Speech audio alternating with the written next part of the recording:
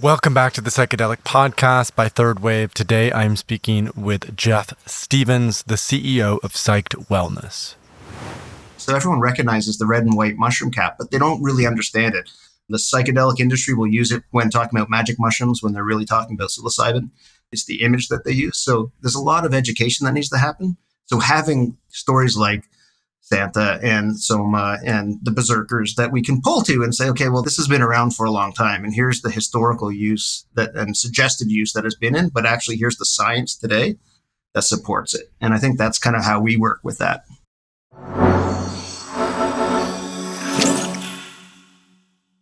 Hey listeners, this is Paul Austin, founder and CEO at Third Wave, and I am so excited to have Jeff Stevens on the podcast today. Today we go deep into Amanita muscaria, a Siberian mushroom, the red and white spotted mushroom that we know from Santa Claus, that we know from Siberian shamans.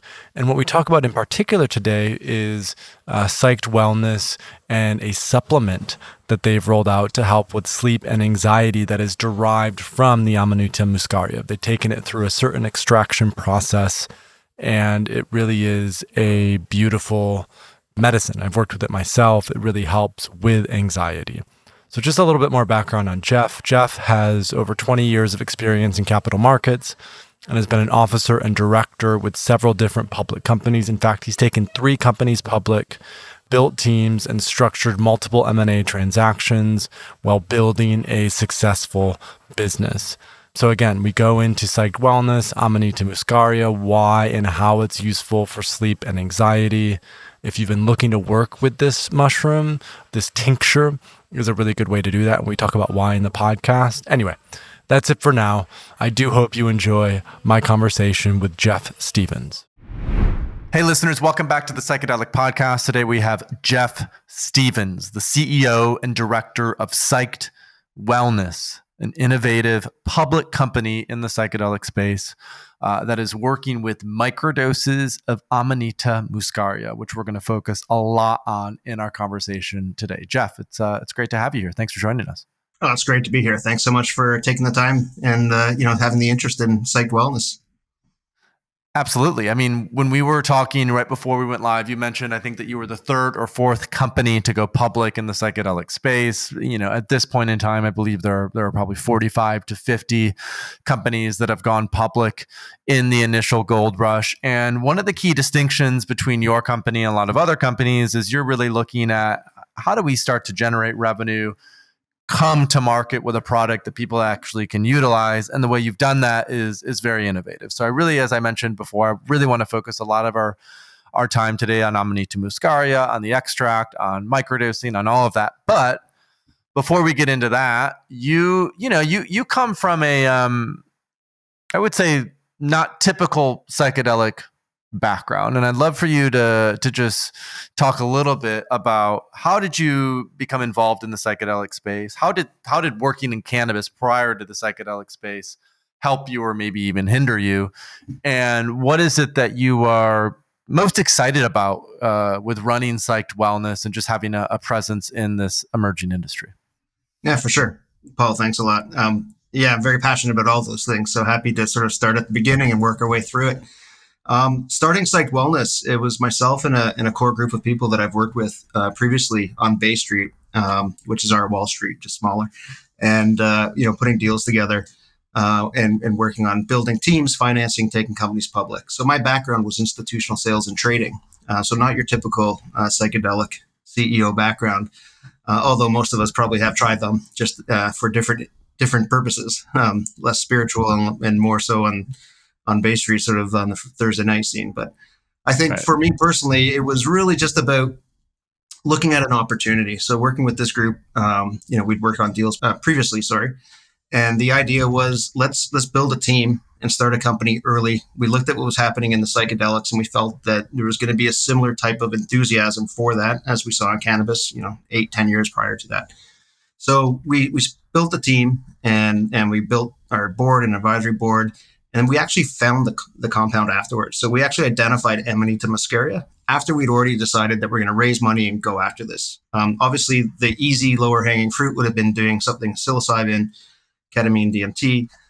But we identified Amanita muscaria, and what we really liked about it is we'd never heard anyone else say it before. So we found this mushroom that if you did a quick Google search, said it's poisonous, and that's why most people sort of passed on and looked at other things.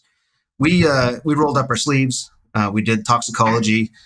We did those studies to ensure that we could get a safe extract, and then from there, with our scientific board.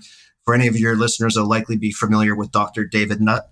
He's one of our board members. He joined initially as an advisor because we cold called him. He's like, he's on the scientific advisory board for Compass Pathways, and here's this little startup private company in Canada calling him up and saying, "Hey, we'd really like you to work with us on Amanita muscaria." And he's like, "You guys are crazy. I'd love it." He had actually written a paper on Amanita about 20 years ago, and it just sort of dropped. Nothing really came of it. So he said, "Listen, I'll join as an advisor. And if I'm comfortable with the way you guys are moving forward, we can talk about joining as a full board member." So fast forward 6 to 8 months, we go from funding privately to an RTO process of getting the company listed. Professor Nutt joined as a full board member and was actually leading our preclinical studies that we did with KGK Science, which is a licensed contract research org here in Canada. So we spent about 2 years doing the scientific workup. And our goal always was to move towards, a new dietary ingredient and bringing this to market because Amanita had never been a scheduled drug. We had a unique opportunity to work with it as a food supplement rather than as a scheduled drug. And so instead of going directly into studying, clinical trials and getting into that path, we had an opportunity where we could actually monetize this, create a brand, bring something to market, which really would distinguish us from the peer group because no one else really had that opportunity. So that was the focus. And that's where we are, fast forward 3 years, we're now selling a product in the United States under the self-GRAS. So we completed all those scientific studies, the preclinical studies, the safety studies, the toxicology studies, and we took that, compiled that into a dossier and submitted it for review. So as I said, we're now at a point where we've got a food supplement product in the market, which we market it for people to help them reduce their stress levels and relax. And generally speaking, you're going to have a pretty restful evening if you take it a half hour before bed. And what we're finding is that people are waking up well rested without that grogginess. So if you think about some of the other natural supplements that are in the market, or CBD, for example, melatonin, oftentimes people will feel a little bit groggy when they wake up the next day. And what we believe that to be, and we're doing some studies, not deep studies, but we're taking that data, that anecdotal data, and what we're determining is that people seem to be getting into a deeper sleep, so that REM sleep, and that's what's allowing them to recharge and feel well rested. So there's lots more to do with this mushroom. We're very excited to have that first product out, and we look forward to doing more studies on it because we think we're just scratching the surface. But that's sort of a long-winded answer to your first question. Now, what's coming up is the, let's say the ancient Vikings used to eat a mushroom that essentially would make them go berserk. The berserkers. They had these berserkers. And anthropologically or, historically, whatever, there's some hypotheses that this may be or may have been the Amanita muscaria. Not necessarily. Some people also say psilocybin. And so to hear you talk about an Amanita extract that's used for calm, peace, relaxation is an interesting counterpoint to, the way that I've always heard about Amanita talked about is as this really potent psychedelic that must be consumed in a very specific way. And so I'd love for you to talk a little bit more about that, the Amanita itself. Why is it that you've created an extract of the Amanita rather than just, kind of like with psilocybin, just selling a desiccated supplement of it? Yeah. Listen, that's a great question. And I think that's really one of the reasons that this mushroom was never scheduled as a drug, because if you were to just pick it and eat it, likely get quite sick. And so if you've given the opportunity to have two of these that you can pick, one's going to make you sick and one's not, and both are going to make you feel high and excited, and some are more visual than the others, but you generally speaking aren't going to go after the one that's going to make you feel ill. So if you look at the composition of Amanita, there's really three main compounds. You've got ibotenic acid, muscimol, and muscarine. through our extraction process that we've got, our proprietary extraction process that we use, we convert the bulk of the ibotenic acid into muscimol, because muscimol is the compound that has the desired effect for us, and it's less toxic, less I don't want to say toxic, because toxic really brings a bad connotation to it, but it's going to, the ibotenic acid is what provides that nasty sort of feeling, and oftentimes you're quite sick. So by converting that to muscimol, you reduce that element while you're taking it. For us specifically, what we really liked about it is it's chemical free, so it's a water extraction process.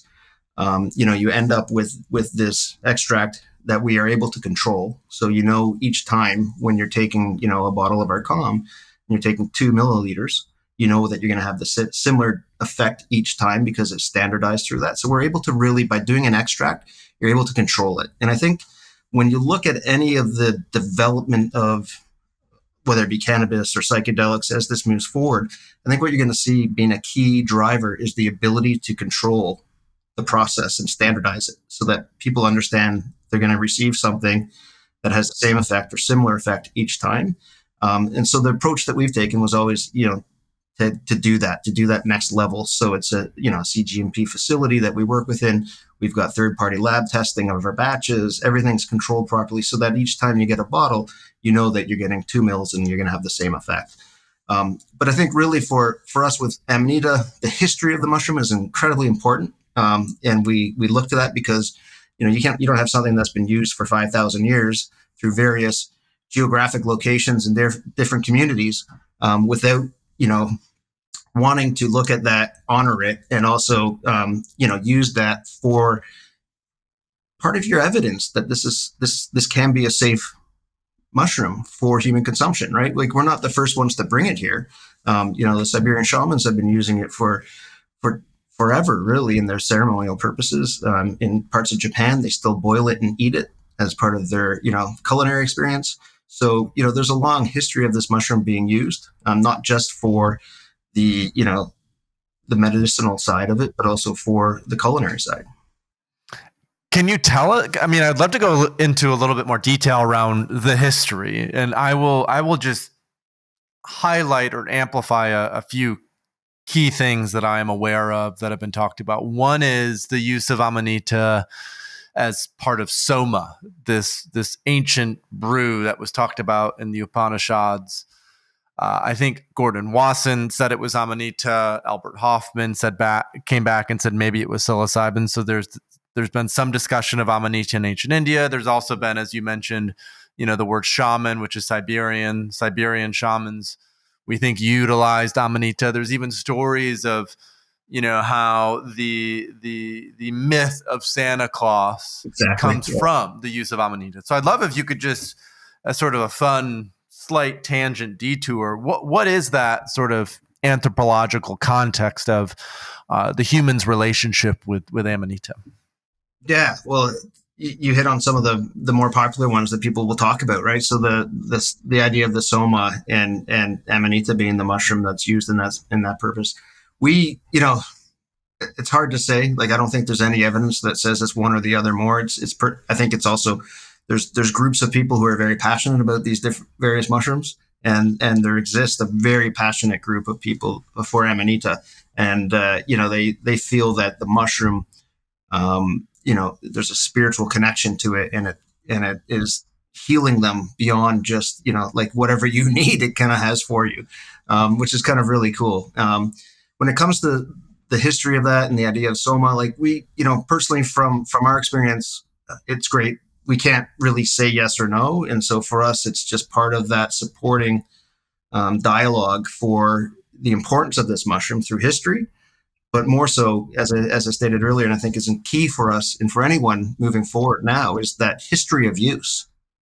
And so that that, this has been consumed for years, so it's safe and you can move forward with it.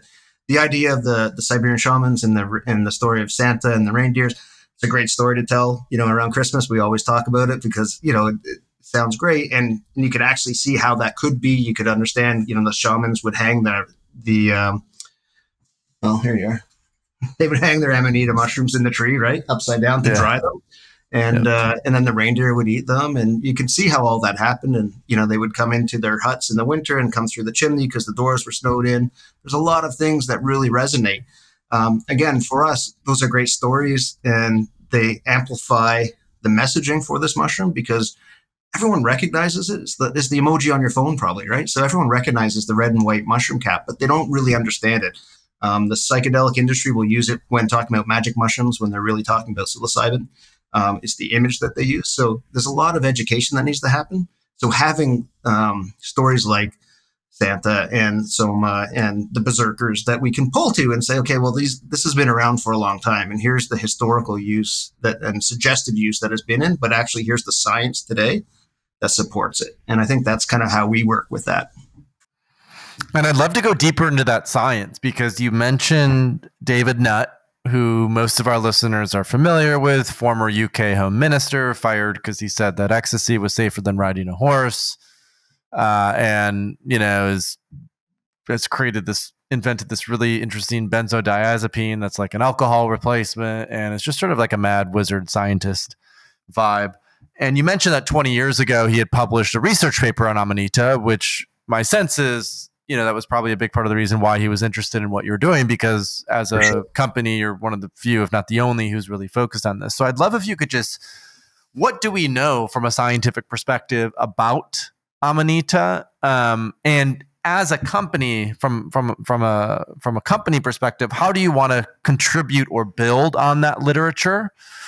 Or are you not necessarily focused on that? Is really the key focus on just the supplement line and growing that and doing maybe some citizen science from people who are already utilizing your supplements? Yeah. So first off, Professor David Nutt's an incredible human being. He's been such a great mentor for us as we lead this forward and move it forward. Whenever we've required him to be involved, he's on the calls, he's giving his input. He grabbed some of his students, they collected all the data we could find on Amanita, on muscimol, and helped us narrow down, why we felt that this would actually be quite beneficial for people who are having trouble with sleep. And looking at the science behind how it works as a GABA agonist and looking at all those. So he's been great. We really value his input. And the second part of your question is a little tricky because, as a public company, you sort of live and die by the capital markets and your ability to raise capital and move forward. And as I mentioned at the beginning of the conversation, how we chose to go the path of, a CPG, consumer packaged good product, and generate revenue. Our goal was always to sort of have those two. So sort of going, start off as Psyched Wellness and then CPG side, clinical side, and have the ability to further study this. The challenge right now, we exist in a market where they're just not funding research and development projects. So the access to capital is not there. So fortunately for us, we did do that two-prong approach where we can stay alive, we can exist, and we can generate revenue and build on that with our supplement side. But we still definitely have designs on the ability to study this mushroom further. And that's what's really got Professor Nutt excited about it. He'd love to lead those clinical trials and be the person that moves it forward. So everything that we did scientifically was with the idea of that being the foundation off which we could do further work. So, we've got the foundational work that we're using for our supplement, bringing that product to market. We could also take that and then go to that next level. And we've identified a couple key areas that we think, our extract, which we call AME-1, could be quite beneficial, and we'd like to look at that. But it all comes down to timing and capital. And, we don't have the luxury like a government to just go into debt and not worry about it. So, we work with cash on hand and build a sustainable company. And when we get to a point that we're able to, or the markets change and there's access to capital, we'll definitely revisit the ability to take this to that next level, because it certainly is something we're quite keen to do. And my sense is as well, and I will follow up with more details on this offline, there are a couple companies that I know of that have started to offer very inexpensive clinical trials with food-based products because they don't necessarily have to go through the typical bureaucracy of clinical trials. So I almost wonder, one of them is called Radical Science. It's founded by this guy, Jeff Chen. Okay. There's another one as well that I know of. They're focused on CBD. They're focused on other non-scheduled substances, where it's essentially like if you sell 1,000 bottles of Calm, you have 1,000 people who are utilizing your product. I wear something called an aura ring. Yeah. If the core focuses on sleep, could you potentially track and measure sleep outcomes as a result of using this versus not using this? So my hope, and this is some of the research that we've done through Third Wave. I know it's somewhat what Paul Stamets is doing with citizen science and microdosing. My hope is that there's a way to minimize the upfront costs associated with this so you can get more data and intel, which will eventually lead to just better outcomes and results. Because I think, like you said, it's a shame that you're in a position where you have to choose, and most companies feel that way because research is so capital intensive and expensive. Yeah. And I think there are novel approaches that can mitigate some of the upfront costs while still enabling the collection of certain data and details. That's my sense. Oh, listen, I agree with you. And the idea of maybe doing a functional claim as opposed to a full human trial and being able to do that, are things that are on the horizon for us. But again, it just sort of comes down to that time. It's a business decision. At the end of the day, you have to sort of look at where you are and what you can do. And so we do our best to make sure that we don't put the company in a position that, it's going to be difficult to see how you get through to the next year. So, as much as we'd like to do those things, it just comes down to timing. But we're excited to explore them for sure. And, you mentioned the Aura Ring while we were talking before recording. Some of our customers, we have a pretty core group that are pretty, they're repeat customers and they're very passionate about it. And we just announced an affiliate marketing program for them because they've been referring a lot of customers. Nice. So we thought, okay, let's reward the guys that are helping us build this.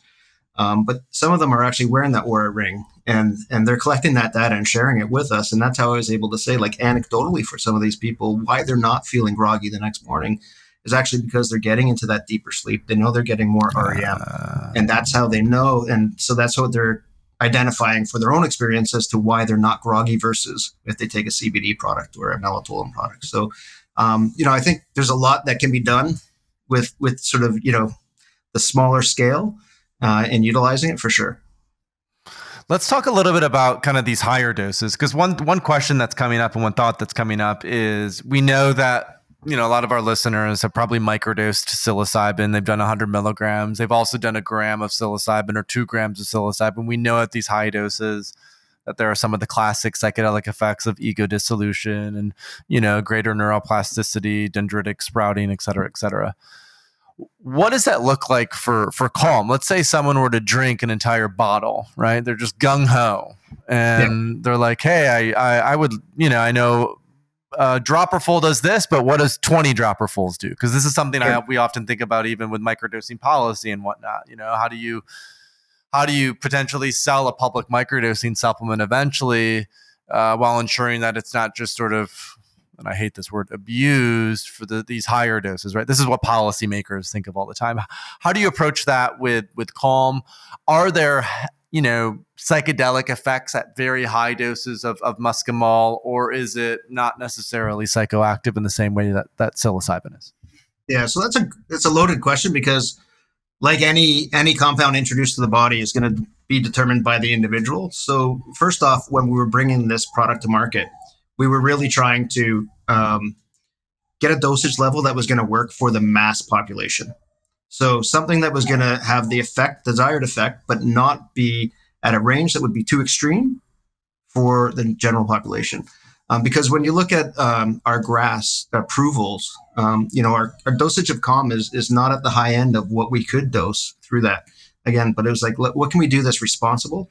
And again, being the first to market with a legal for human consumption product, it's important for us to make sure that we can build that track record. It's important for everyone, not just us, but for anyone interested in Amanita muscaria products or that compounds to move forward. So for us, it was really key to make sure that we do that in a dosage that's not going to provide any adverse effects in general. So 1 to 2 mil is what we recommend, 2 on the high end. If you were to take the whole bottle, you'd feel sort of inebriated. Hmm. Sort of the feeling that you get with Amanita versus psilocybin is sort of more being inebriated, and then you're likely going to have a deep sleep. It's not it's not a party drug. It's not something you're going to take for the visuals. You could have some disassociation if you took a lot of it. You could potentially get into a loop scenario. I think Paul Stammen has talked about that. That was not an extract of it. It was I think eating the mushroom itself. So you're getting both ibotenic acid in the muscimol. But with ours, we've designed it purposefully for that. So as I mentioned earlier, there is sort of a core group of passionate Amanita people. For them, our product probably isn't the right one because they're going to want a stronger dosage because they've built up to understanding how it works with their body, and they're looking for a certain experience that might actually require them to take half that bottle, right? But again, when you're looking at bringing something to market that you could find on the shelf at CVS, a cannabis dispensary, buy it online, there's different levels that you have to look at, and for us, it just made sense to focus on that. Now, part of what you're also interested in is gut inflammation. And I think one of the under-researched aspects of psychedelic medicine, even Amanita, is what is its impact on gut health, right? We know now of the vagus nerve that connects the gut-brain axis. We know that when we reduce inflammation in the gut, that also helps to create a more neuroplastic brain. I'd love for you to talk a little bit about, are you planning to do more research that overlap? What have you communicated from a public education perspective? Why might AME1, this muscimol extract, be helpful for gut inflammation overall? Yeah, so that was actually our lead chemist, Brian Tencounty, who said, guys, I think, we know that from science that muscimol and Amanita is good for pain and it's good for anti-inflammatory, and let's do some stuff. And he had a relationship with the National Research Council of Canada, and so we did a deal with them where we're going to provide them with the extract, and they're going to do some studies based on what they think it would work.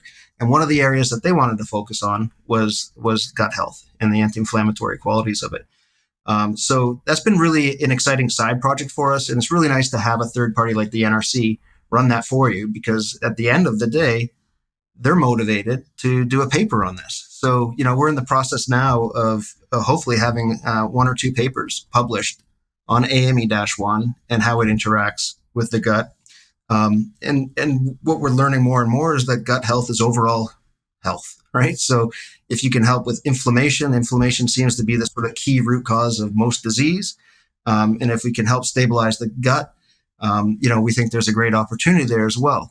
And that goes, when we talk about that community at large, because they are sort of the ones that have been foraging these mushrooms and making their own tinctures and teas and using it for years, there's a lot of anecdotal evidence from these groups. And I read all the time on this, and I engage with these communities because that data is key to sort of leading us to where we might want to study and say, okay, well, if people are finding that this is working for them at this level, we should explore that. So, we've got sort of a short list of ideas that are driven both from the science that Professor Nutt brings, but also driven by this community of things that they're using it for, that they feel that it is beneficial and helps them for. So it's really cool. And what are some of those things? I mean, we mentioned gut health. Obviously, sleep and relaxation is one. Are there any other sort of anecdotes or things that people are finding this to be helpful with from a personal health perspective? So addiction to alcohol, to benzos. Oh, wow. Okay. Yeah. There's a lot of people that are using it for addiction to benzos. There's a community of people who are so desperate to get off this. It's just destroying their lives, and they're looking for help with that. We have people ask all the time, and again, we can't give medical advice, and we haven't done human clinical trials, so we can't do that. But we suggest that they talk to their physician, because if they're on other powerful drugs, you always want to make sure you're not introducing something that could have an adverse effect. But from our perspective, looking at these communities, those are sort of the top ones from an exploration side. When the R&D money is back and people are able to look at it, those are areas for us for sure. The reason we chose sleep, and that was actually Professor Nutt that chose it, because his opinion on insomnia is people suffering from mental health. It doesn't matter if it's PTSD or what that underlying root cause is. typically they're going to also suffer from insomnia, sleep deprivation.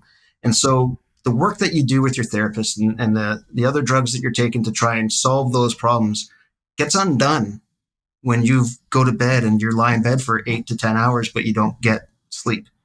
So your brain isn't able to recover and to recharge.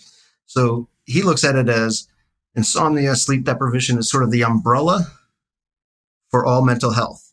And if you've got an umbrella over top of it and you're giving people the ability to have that 8 to 10 hours of sleep where they're recharging and they're resting, now the work that you're doing on those other issues can actually have impact because you've healed yourself overnight to start over and do that again.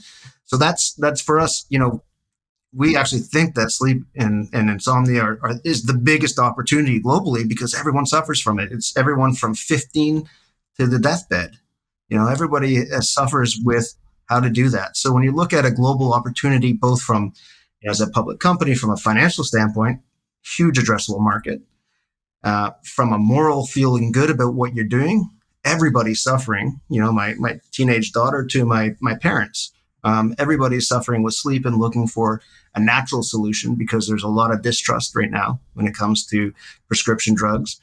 And I just think that opportunity is so key. And that's what really drives us because, with Calm, we have the ability to provide people with a natural solution that can assist them with that. Again, we can't say it's going to help you sleep because we haven't done those studies, but it's going to promote those feelings of rest and relaxation. And I think that's really key because people are looking for something to help them that they don't need a prescription for. And ours is over the counter. You don't need to see a doctor. You don't need to go to a therapist. And that really opens this up. Really, when you look at psychedelics as a sector, so much of it's going to be therapy driven. And a lot of segments of society aren't comfortable, might not even know how to find a therapist, let alone comfortable going to one or spending the money for one. So I think we're sort of opening that up and addressable to in the entire community and not just sort of, those who can afford insurance. I love this. There are, I think, two things I want to touch on here. One is this concept of sleep being the massive umbrella. And I love that framing because when we look at chronic diseases, when we look at lifestyle choices, usually the core of the center point of a lot of these issues is stress. And of course, one of the core symptoms of a nervous system being stressed, being in a sympathetic state, being always in fight or flight is insomnia and no sleep. Right. And so having then, and I love this frame around having then a supplement that doesn't have a bunch of bureaucracy and isn't that expensive, that is natural, that we've been using as humans for thousands of years, that is now recontextualized in a modern format to actually help us address what is the biggest issue today, which is a lack of sleep, which comes from just having these burned out, stressed out nervous systems. Yeah. And I think even this framing as a taking it instead of benzos, I think it's huge because a lot of people will have tried microdoses of psilocybin mushrooms or even LSD for anxiety. And what I tend to communicate, and more of the research is reflective of this, is these classic psychedelics are actually not ideal for anxiety, especially LSD, because there's a lot of dopamine with it. It's highly stimulating. But even psilocybin is often too activating. So if someone is struggling with anxiety, maybe a microdose of psilocybin is better than a benzodiazepine, but there's a high chance it could just make the individual more anxious or just as anxious. And so what I'm hearing in your framing is, and benzodiazepine withdrawal is a bitch. I mean, it's worse than SSRI. It's like one of the worst things. And it's a huge epidemic. So if there's a natural, affordable supplement that is plant-based that can help with that process, to me, that feels like an enormous not only research opportunity, but total addressable market of that, like you said, is it's huge. It's huge. Yeah. And the main thing that we're having to work through is simply, I think, it is getting more science then on why is this potentially helpful for those who need to get off of benzodiazepines? What's happening neurobiologically? What's happening physiologically? If you can speak to any of that, I would love to hear any sort of speculation or thoughts. And if not, just knowing that, oh my gosh, this is such an opportunity for massive returns on human flourishing and well-being. If we could do just a research study on 100 people who are on benzodiazepines, overseen by a psychiatrist, weaning off of them with the help of a plant medicine that is incredibly affordable and accessible everywhere. Well, listen, Paul, your last comment actually is incredible, because that's likely something that we should do. And now that we've got our product to market and we're building out the sort of consumer base, we should start looking into that with some therapists in the US and to do that, because I think there's a great opportunity with this. Again, I want to caution, it wasn't me saying this is good for benzo. That was people from these Amanita groups online who are anecdotally saying that's what they use them for. We haven't done the trials, so I can't say that. But, I think the opportunity is tremendous. And what we're learning more and more is how this can help people in various areas. So we focused on rest and sleep because we felt that was an overlying opportunity. But we're learning just from inbound emails from people about how, and my husband hasn't slept this well in 5 years. He tosses and turns, and this is the first time that he just fell asleep and slept through the night. It's changed their life. And then on the other side, the people who are suffering, and these emails break your heart because they're in so much pain and suffering. They'll tell you anything because they just need help, right? And they've tried traditional routes that aren't working. And so, you feel really good bringing this to market because the ability to help people with that. And, if we can get to a point where we can do those studies and open it up and actually suggest and make claims that this can help for that, even the better, right? It's just it's a timing thing, really. It comes down to, having the product in the market and getting enough people to do a group and work with the team and build it. But that's a great idea that we hadn't considered as yet, just because we've been so focused on commercializing and getting the product to market and, generating sales. But that's definitely one I'll bring up with the team because there's something there for sure. We work closely with some of the guys, other public companies in the psychedelic space who have clinics and have everything. So it'd be pretty easy for us to reach out to those guys and say, hey, we'd like to run something through yours collaboratively. So that's a great idea. Thank you.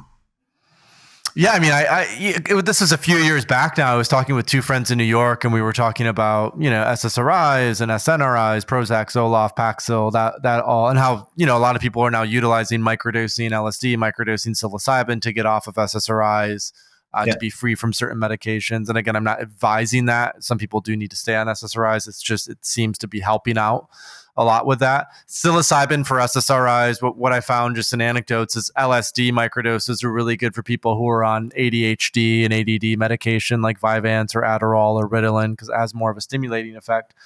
But when it came to benzos, there was nothing that ever popped up because the sense was, microdosing might help, but it also might hurt. Right. And so this is, I think, the beautiful part of this emerging industry is all of a sudden now we're finding natural medicine replacements for psychiatric interventions. And these natural medicine replacements are not physiologically addictive.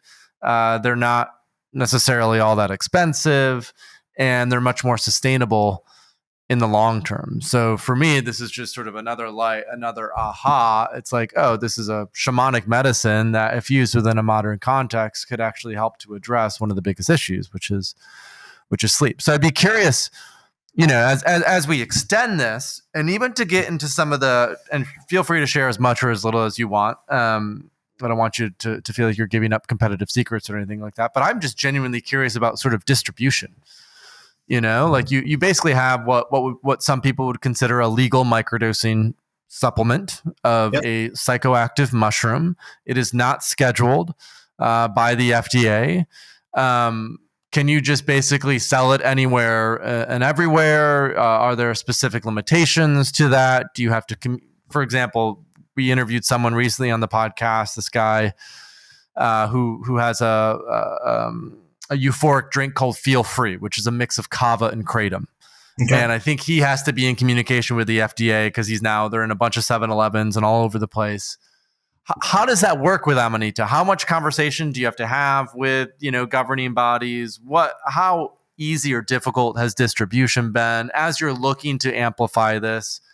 What are some of the concerns that people share with you? Oh, we don't want to have that in our shop because blah, blah, blah, blah, blah. I would just kind of be curious on the ground what that looks and feels like for you at this point in time. Well, it's kind of tricky because we're pioneering it, really. So if you consider it's a food supplement, so it is treated like through the self-GRAS, we are a legal food supplement for sale in the United States.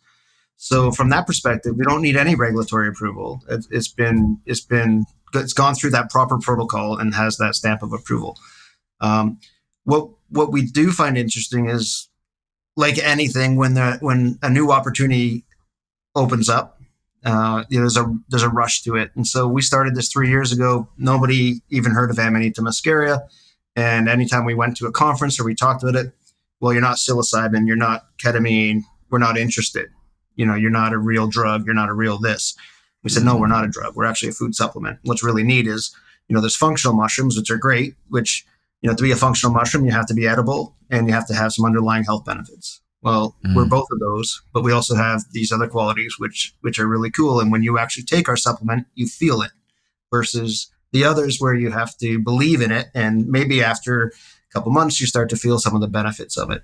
So, our chairman, Michael Niederhoff, he was one of the first 10 employees with Red Bull Canada. He was the president of Jewel Labs. He's a CPG rock star. And he's like, Jeff, the reason Red Bull was so successful is when you drank a Red Bull, you knew you drank a Red Bull. So you felt it. And we've got that. And he calls it lightning in a bottle, because when people drink this, when they take the caps, they take the 2 milliliters, and within, some within 5 minutes, some within 30 minutes, it's a sense of calm that comes over you. You feel it. And you wake up the next morning and you feel really good. So when you have a product that people can consume and they can feel the effect, it makes it a lot easier for that repeat customer to come back and use it again. When we go into the retail landscape, again, because we're a food supplement, we have the GRAS approval, we're uncapped. We can be, we could go into a CVS, we could go into a Whole Foods, we could go into your smoke shop, we could go into a gas station. So my chief commercial officer, Matt Singh, he was Red Bull as well, Coca-Cola, Vital Pharmaceuticals, Bang energy drink. That's his world. So he's talking with all those groups. We've got a couple distributors lined up now who we're just starting to put product through, and then dealing with some of the larger chains and getting through that. But for me, what I'm really excited about, and as a team, we're working on this right now, but there's the cannabis dispensary opportunity. So if you think about the MSOs, they've got footprint everywhere. They can't really sell an illegal or a gray market product.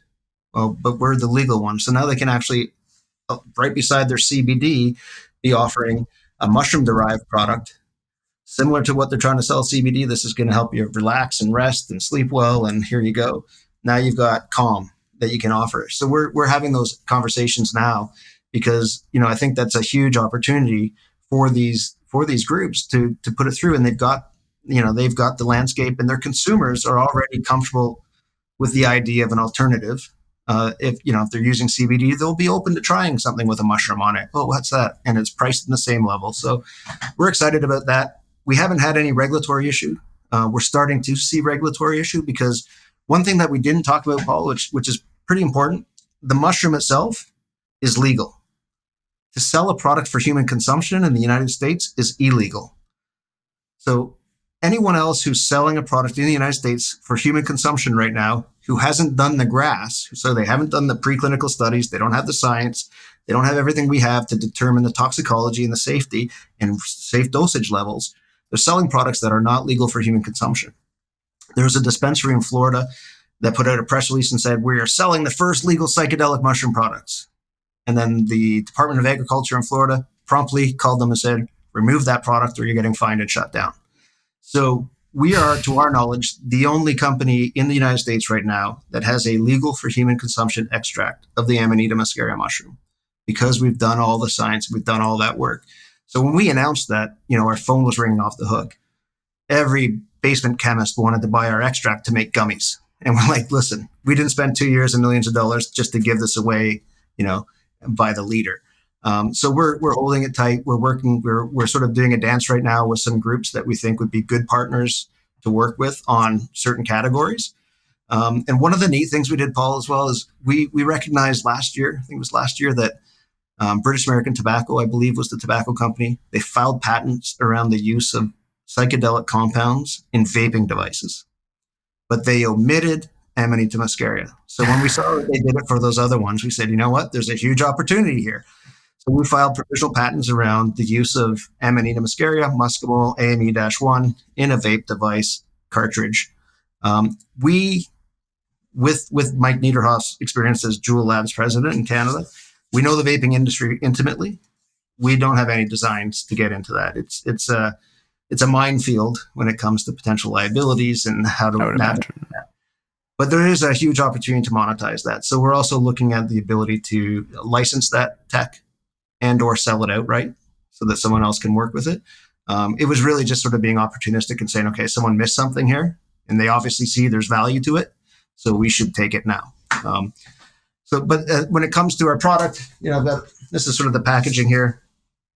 It's beautiful packaging. Yeah, it's nice. It's simple. Nice. Simple. You see what it looks like. It's a 30 ml bottle. It's got the dropper on top. We've got a 60 ml bottle coming out at the end of this month. And that was from, again, our repeat customers who are saying, we love it. You've changed their lives.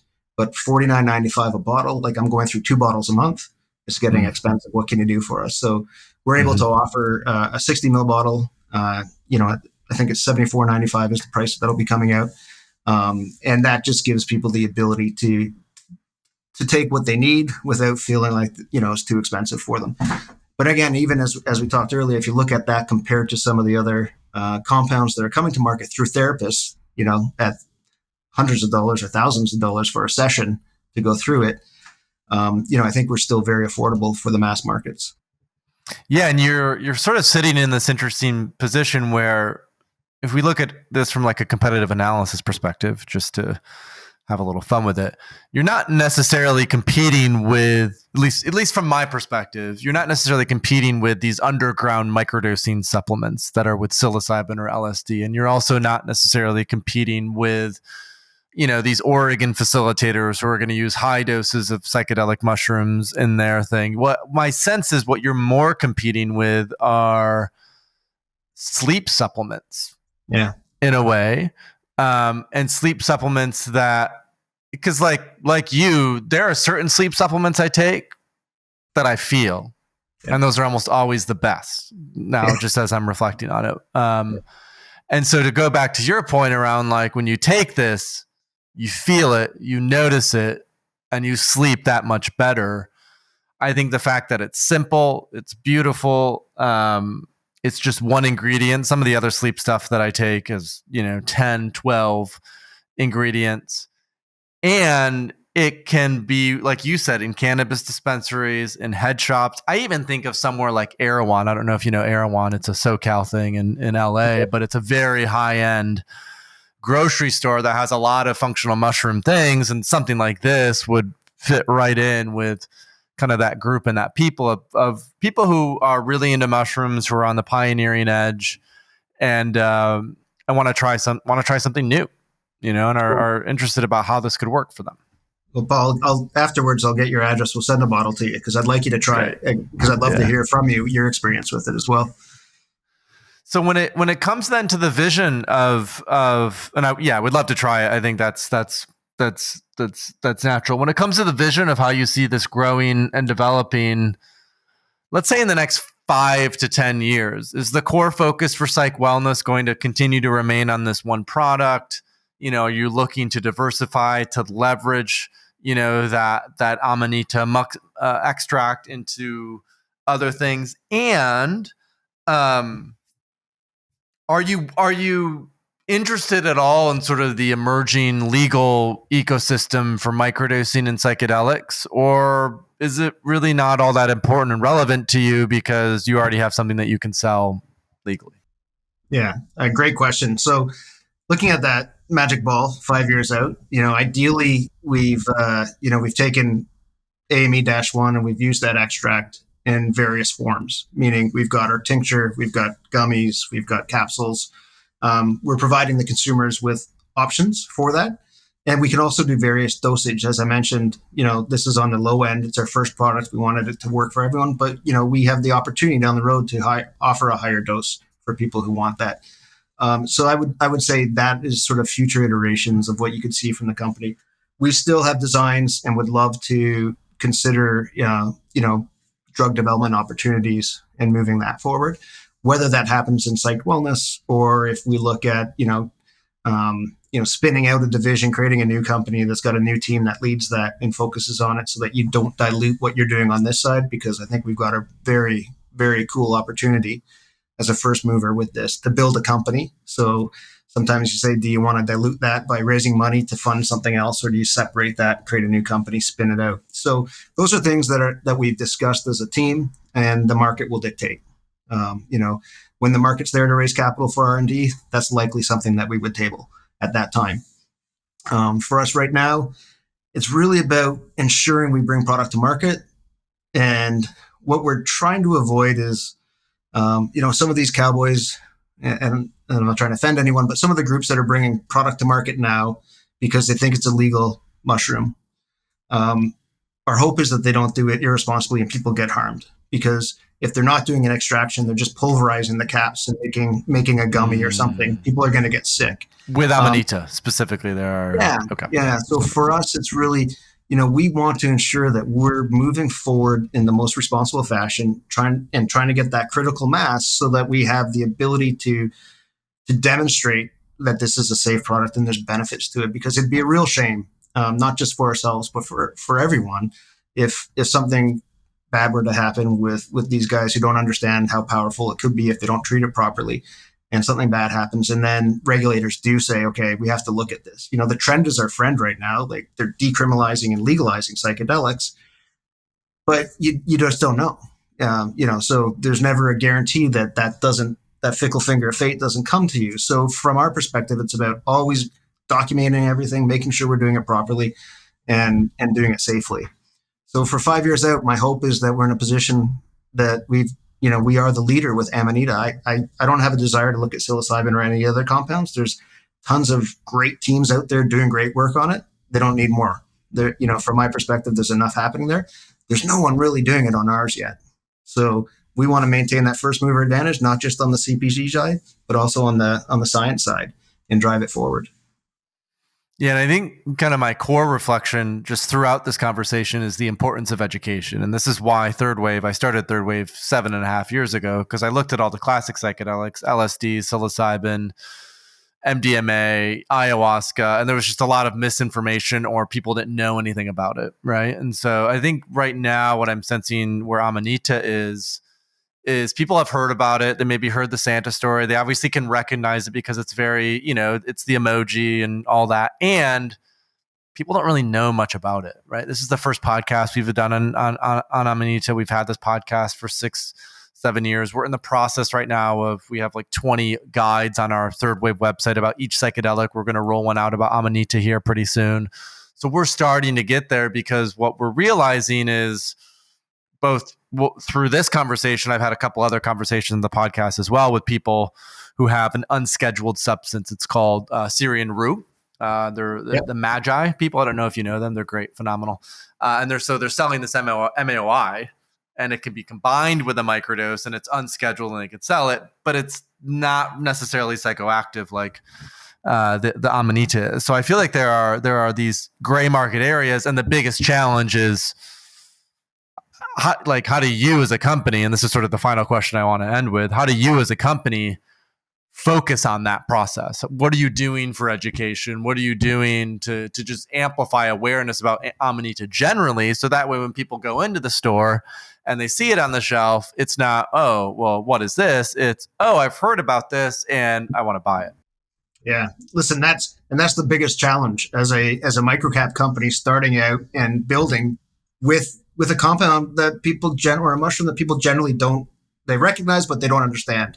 So, I when I explain this to people, I say, if you think back to cannabis 10 years ago, you had 100 companies talking about the benefits of THC and CBD and studies and working on it, amplifying that message to remove the stigma. And right now you really have one public company who's trying to do that for Amanita muscaria. So it's a big task, and to control that and to try to manage that is by not just taking the easy money and selling our extract to everybody who wants it right now. Right. We could. There's a huge demand for it, and we're the only ones that have it. But by doing that, we're not educating. And you're not putting product in the market that's safe. People don't understand it. So when these people call, I talk to them and say, listen, you understand, like, your mushroom's legal, but an extract of that's not. Just pulverizing it and making a gummy is not. Like, you need to work with this carefully. And when we work with our distributors and our retailers, explaining to them what the mushroom is, what the benefits are, and then coming on podcasts and trying to do media and print. If we had, a $20 million budget for marketing, you'd see a lot more of it. But we have to be very much a rifle approach, not a shotgun approach. So it's focusing on the areas that we're going to be selling and educating there. If you go to our website, you go to our shop page, you're going to learn a lot about the mushroom, about what we've done to make a safe product, the standardizations, everything that we've done for that. So, it really comes down to trying to control our product as much as we can and the messaging that goes with it, and hope that that is able to sort of build and create a snowball effect where it goes out. And, the affiliate program was a big part of that as well. So if you have these people who are recommending us, if we engage them and they have an opportunity to benefit financially from that as well, they're going to be more focused about learning about the product and teaching the product, because they're going to actually financially reward from it. Not just say, you should try this, it works. Well, you should try this, and this got this mushroom, and this does this. And so our hope was that we create a little army of people who can, take that messaging out and help further educate. I love that. Brand ambassadors, right? For a topic like this, that have had personal experience, that know sort of the high level details, and it's a slow but sure process. And what was coming up for me when you talked about the THC CBD, I was thinking, like, maybe Amanita is like the CBN of the psychedelic space, right? Not a lot of people necessarily 10 years ago knew of CBG and CBN, but as people started to become more familiar with the different cannabinoids, they came to realize that, for specific use cases, CBN is phenomenal for sleep. Okay, let's combine it with X, Y, and Z. So, and I feel like Amanita maybe is, it's different, obviously, because it's a whole new mushroom itself. And I feel like there may be some ins there, 5,000 years of use, new mushroom, right? Exactly. But it's funny, because it is, right? Like, it's new to us. It's new to our consumer new to us. But it's fun. It is. I'll just leave you with one thing, Paul, if I may. But so, as the co-founder and CEO, I'm also the guinea pig, right? So I've been using our extract from that first raw form that we did to this refined form that we're now selling. So over the last year, I've been, using it. And so my body has had a chance to sort of get familiar with it. And what I've noticed is I don't have to take it every day, every other day. I take it maybe once every 3 or 4 days. And I'll feel when my body is like, I'll go to bed, I'm like, I need a little help. And so I'll take 2 or 3 milliliters of it every 3 or 4 days. And I'll just know when that happens. But one of the personal side effects that I've identified, which has been life-changing for me, I skied for many years and I've got bad knees. And I'd wake up in the morning and I'd literally hold on to my railing walking down the stairs. I'm like, man, I'm 49. Is this happening now? And now I walk down the stairs, I don't even think about it. So last year, holding the railings, in pain, wearing 2 knee braces, skiing. This year, on a ski trip out west, didn't even take knee braces with me. And I walked down the stairs. The only thing that I've changed or introduced into my daily routine is calm. So interesting. Anecdotally, and we know it's an anti-inflammatory, and we know it works on your pain receptors. So for me personally, I've had this experience where, in addition to getting a restful sleep and getting to a point where I actually don't need it every day or every other day, but every 3 or 4 days, I've also noticed that these underlying benefits for myself in that. So that's where I say I'm really excited to see what happens with this. We've got people using the Aura Ring. We've got other people. We want to do these studies because the more data we can collect on this is going to help us understand actually areas that we might look at this. My mother-in-law uses it. She's got arthritis. So we did a sample. We've got a cream that we're doing some samples on now, topical cream that we're looking at. So, I think it's very exciting. I think that AME-1 is not just going to be a tincture or a gummy. There's a lot that can happen from it. So, I was it the Hair Club for Men? I'm not just the CEO, I'm also a client, right? It's cheesy, but I am. I mean, we all are. This is why I started the podcast myself. I just did a lot of acid when I was 19. I thought, hey, the thing sells itself. I'll just be the spokesperson for it. And I feel like that's why so many of us are enthusiastic about it. And congratulations. And it's probably been a slog. I can't imagine it's been easy. But you have a full product.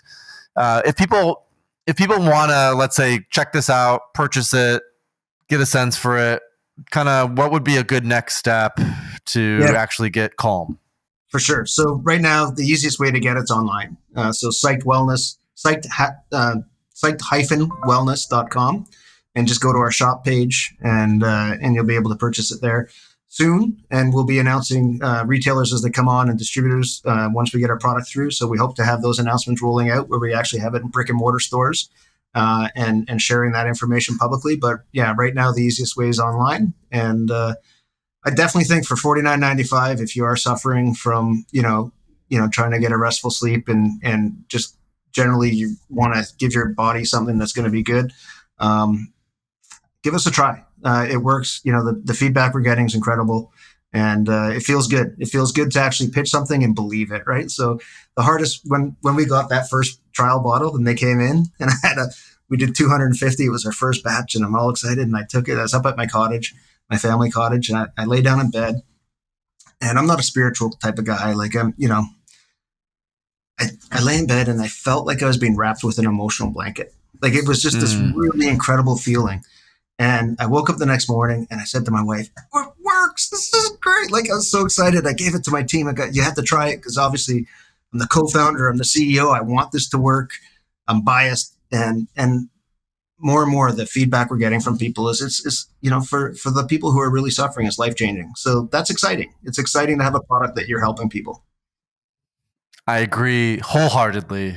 Psyched-wellness.com. Click on shop. Check out Calm. Jeff, this is fun. I think what you're doing is interesting. It's new. It's new.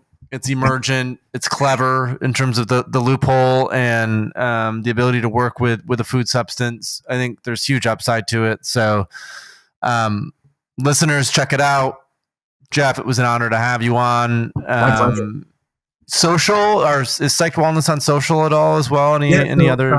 Instagram, Twitter, TikTok, Facebook, for sure. It's a challenge. Those social platforms are challenging for our sector, right? Because they'll red flag you, and that's a whole other topic for another time. But we are there, and we continue to reinvent ourselves on those platforms when needed. Beautiful, beautiful. Well, thanks again, Jeff, for joining us for the podcast. My pleasure. Thank you very much. Thanks so much for watching. If you want to stay up to date on the third wave of psychedelics, subscribe to this channel and visit thethirdwave.co, where you'll find plenty of free resources on intentional and responsible psychedelic use.